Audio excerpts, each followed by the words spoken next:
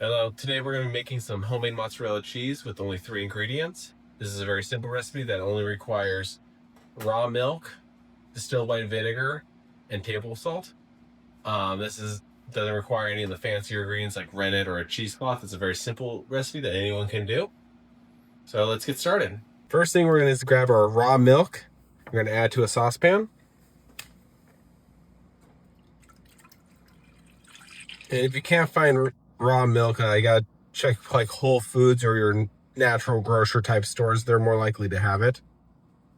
Then we're gonna slowly bring up the temperature. We want to about 110, 115 degrees Fahrenheit. You don't want to heat it up too quickly, so we're gonna keep it at a medium low until it brings up the temperature. So we'll see you in a few minutes.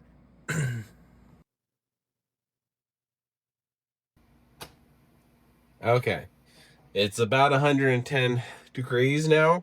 You kind of want it to feel like warm bath water is the temperature you're looking for if you don't have a thermometer. Now that it's heated up slowly, we're going to want to kill the heat, and we're going to add our vinegar. We're have about 2 tablespoons of vinegar right here, and we're just going to pour that right in, and we're going to stir this for about 30 seconds. Get that vinegar mixed in. What the vinegar is going to do is going to let it curdle and separate the milk proteins from the whey. You already see it doing that. So yeah, look at that. Okay, now we're gonna let it sit for 20 minutes and we'll come back and we're gonna start separating the milk proteins from the whey. Okay, so it's been about 20 minutes and you can start seeing all this stuff starting to form on the top. What we're gonna do is pull it out and put into our bowl. Just gonna try to get all these curds. You kind of got to fish around for it because they sometimes like to hide a little bit. There, let me grab a different spoon.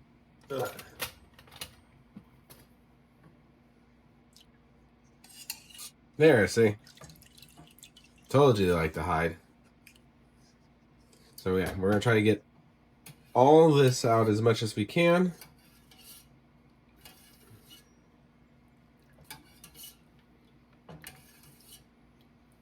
Once you're confident that you got everything out, is going to be for our next step.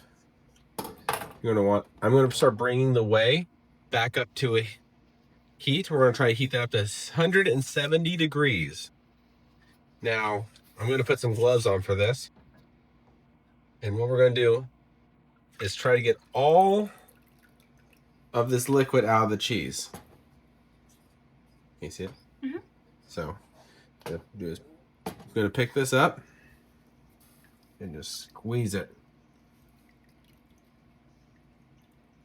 You can use a cheesecloth for this, but for this video, I'm just going to use my hands, just so I can show you don't need all the fancy stuff to get going on this.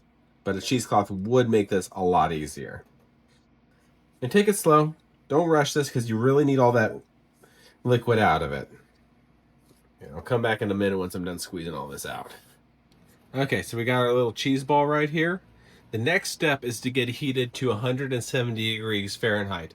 And there's 2 options. One, we reheat the whey to about 170 and submerge this in, or 2, heat up in the microwave. And today I'm just going to do the whey method just because I already have all this set up and it'll be easier and simpler. So I'm going to take my little scoop and just submerge it. And we're just going to wait until that heats up and then we're going to start folding it. So I'll see you in a couple more minutes. Okay, now that it's heated up, now we're going to stretch it. So I'm going to take it out. And at this point, if you want, just add like 1/8 of a teaspoon of salt to it. And considering it's hot, the directions recommend using a spoon to help you stretch and fold it. Try to get all that excess whey out. And you want to stretch it and fold it for about